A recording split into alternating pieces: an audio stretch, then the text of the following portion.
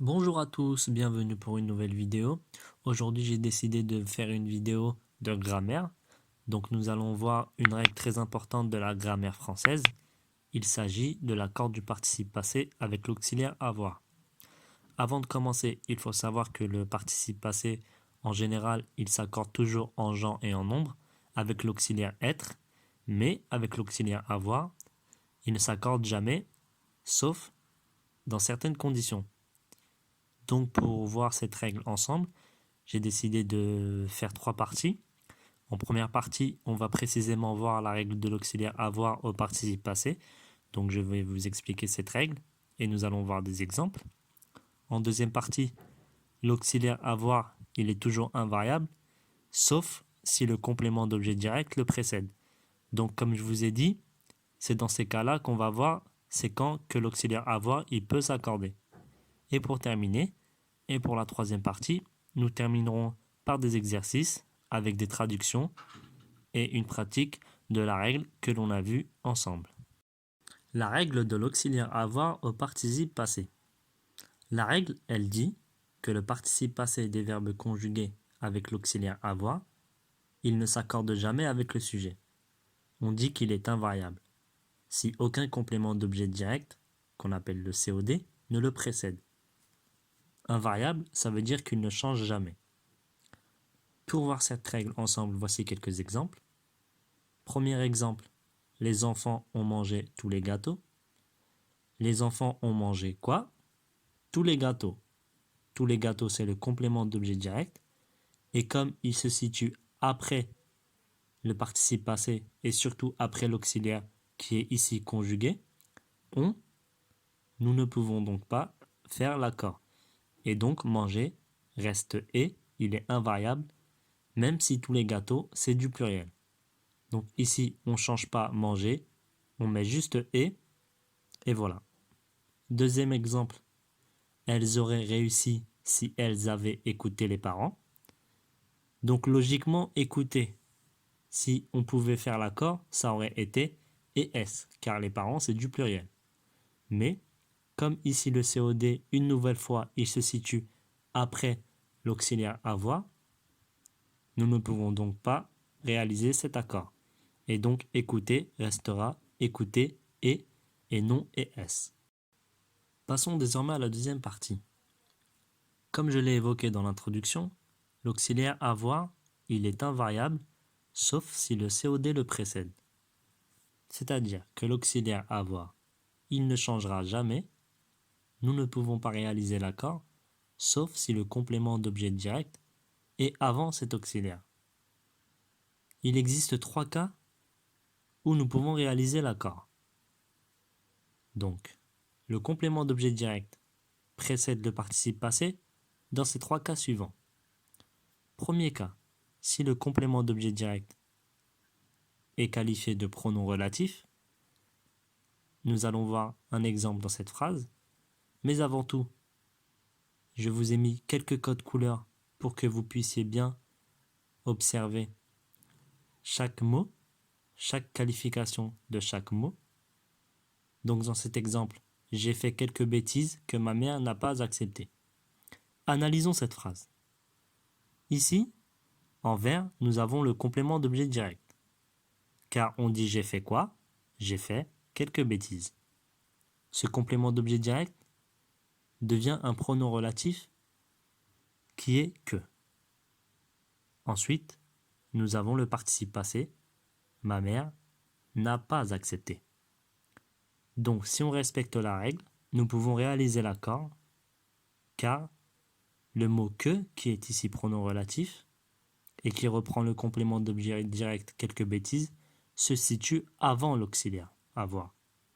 Et donc, nous réalisons l'accord. Ma mère n'a pas accepté, accepté et ES, car quelques bêtises, c'est du féminin et du pluriel. Un autre exemple, et surtout un autre cas suivant où nous pouvons réaliser l'accord. Si le complément d'objet direct est un pronom personnel.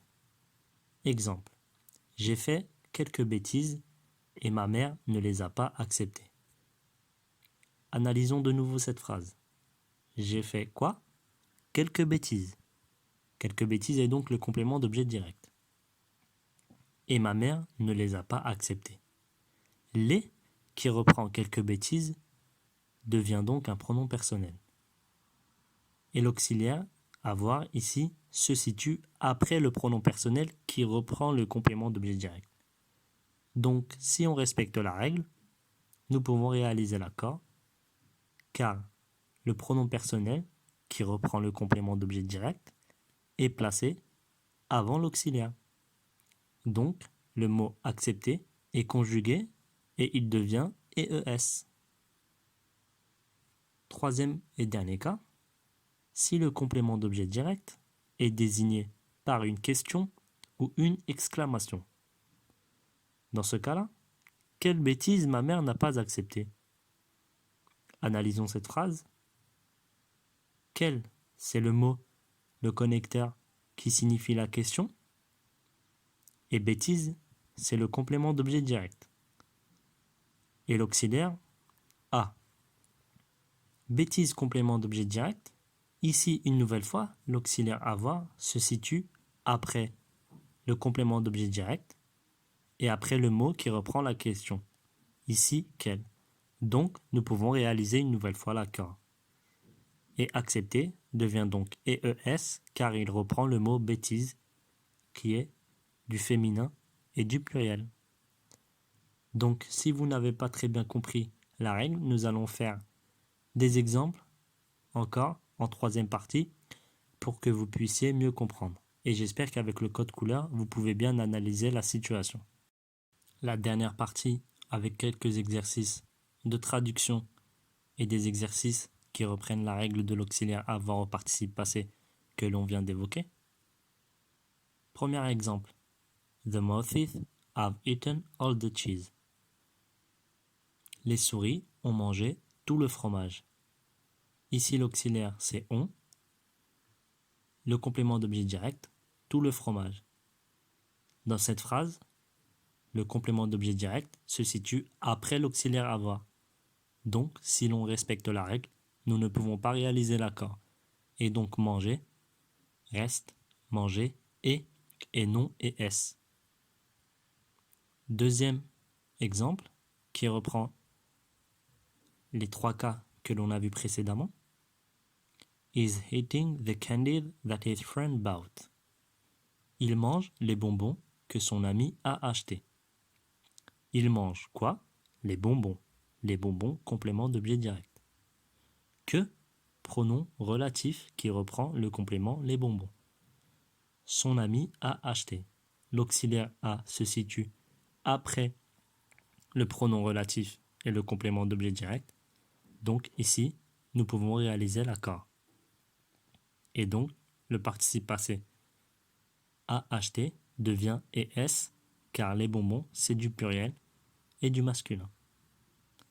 Troisième exemple. You have given gift to your brother, but he did not like them.